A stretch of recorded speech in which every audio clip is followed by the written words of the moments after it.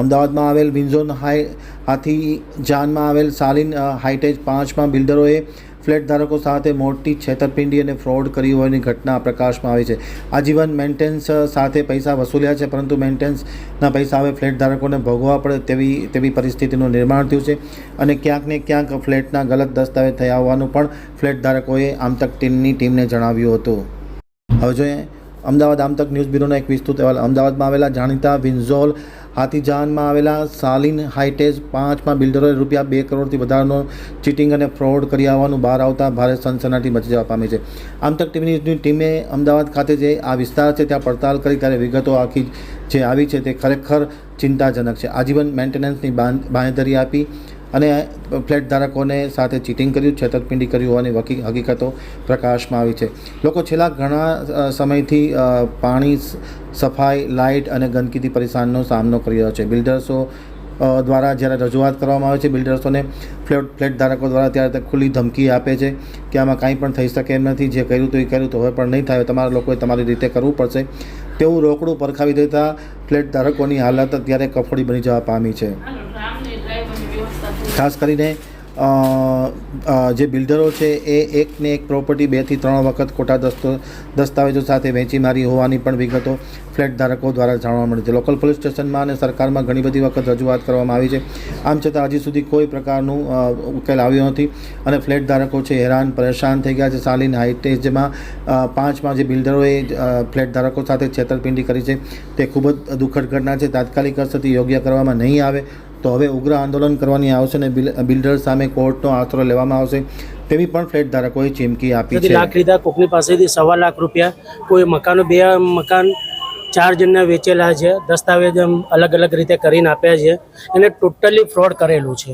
અને જ્યારે light bill નહોતું ભર્યું તો એના ઘરે ગયા હતા તો એને ક્લિયર કહી દીધું તમારે થાય એ કરી લો, મારી પાસે પૈસા નથી. તમારા લોકોની માંગણી શું છે? અમારી માંગણી એક છે કે ભાઈ અમને અમારો હિસાબ આપી દે, બરાબર છે, અને અમારું જે 10 મહિનાથી અમે જે 20 લાખ રૂપિયા ખર્ચ્યા છે અમને પરત આપે અને સોસાયટી સુપ્રત કરે. કાયદેસરની કાર્યવાહી કાયદેસરની કાર્યવાહીમાં અમે પોલીસ સ્ટેશનમાં એક વખત એપ્લિકેશન આપી હતી, પણ આજ દિન સુધી અમને કોઈ પ્રત્યુત્તર મળેલો નથી. મારું નામ પિંકી જાદવ છે. હું સાલિન 5C603માં રહું છું. 6થો માળ એટલે મારા માથે ટફિંગ બહુ જ કામ છે. હાલમાં બીજી બધી વાત પછી નહીં રહી, પણ હું હાલમાં ઓપરેશન કરીને આવી છે ને અને લીપ બંધ થઈ જાય છે તો ચાલવામાં ઉતરવામાં મને તકલીફ રહે છે. એના લગભગ 3 મહિના પછી મારા મમ્મી 3 મહિના પહેલાં જે મારા મમ્મીને એકદમ સિરિયસ થઈ ગયા હતા ને ત્યારે પણ મારે એમ્બ્યુલન્સમાં 6થા માળેથી નીચે ઉતાર્યા છે ને નીચેથી ઉપર લાવવાનું કામ પણ અમે જાતે કર્યું. લીપ નથી ચાલતી હતી પાણીની. મેઇન વસ્તુ હાલમાં અત્યારે પાણીની પ્રોબ્લેમ છે. સાફ સફાઈ નથી થતી, પાણીની પ્રોબ્લેમ છે, લિફ્ટની પ્રોબ્લેમ છે, પાર્કિંગની પ્રોબ્લેમ છે. આ બધું જ કામ સોંપ્યું હતું બિલ્ડર યતીન બિલ્ડર. તેમ તો અમારી એક ઘર દીઠ વ્યક્તિની પાસેથી એને 1.25 લાખ, કોકની પાસે લાખ રૂપિયા એમ કરીને બધાની પાસે પૈસા ઉઘરાયા.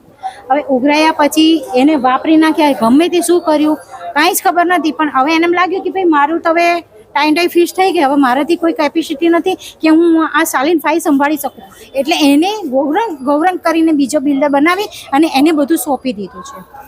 હાલમાં અમને બહુ જ તકલીફ છે. બીજી વાત કે મારું પોતાનું, હું વિધવા બૈરી છું, મારું આગળ પાછળ કોઈ નથી, છતાં પણ એને મારી પાસે 1.25 લાખ રૂપિયા લીધા. પ્લસ બીજું કે મારું મકાન જ્યારે હું રહેવા આવી ત્યારે એક બીજો બહારનો વ્યક્તિ આવીને એમ કહે છે કે બેન તમે કેમ આયા રહેવા, અહીંયા કોણ છો, ભાડેથી રહેવાય? ના ભાઈ, આ તો મારું પોતાનું મકાન છે. તો કે ના, આ મકાન તો કે મારું છે, મારી પાસે દસ્તાવેજ. મેં કહ્યું મારી પાસે એ દસ્તાવેજ છે. તો કે યતીને મારી પાસે ઓલરેડી પહેલેથી 15 લાખ રૂપિયા લીધા છે. તો કે મારું, એ તમારો વિષય છે. મેં કીધું ચાલો યતીન પાસે. તો એ વખતે યતીન બેસતો જ હતો, એ આ જ બિલ્ડિંગમાં સાલિન 5માં જ બેસતો હતો.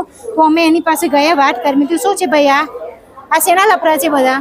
તો કે પિંકીબેન સોરી, પહેલાં એમને મેં આપી દીધેલું, પછી તો તને ખબર નથી પડતી કે પહેલાં આપી દીધેલું છે તો હવે તું ફરીથી દસ્તાવેજ કરે છે.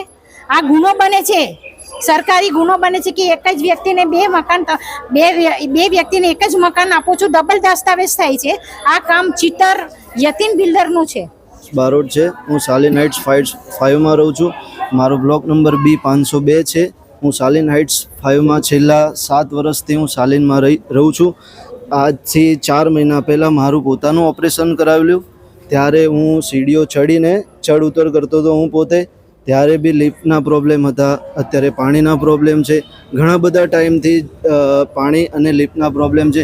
કોઈ જાતનું એને કોઈની સાથે એમસી કે કંઈ બી વસ્તુ કરેલી નથી. આજે એની પોતાની પાસે સાલિન હાઇટ્સ 5ના ફાયર સર્ટિફિકેટ નથી એની પાસે. આપ બતાવી શકો તો બી આપ બતાવી શકો છો કે સાલિન હાઇટ્સ 5ની અંદર ફાયરની ટોટલી લાઈનો બધી જ બ્લોકેજ છે.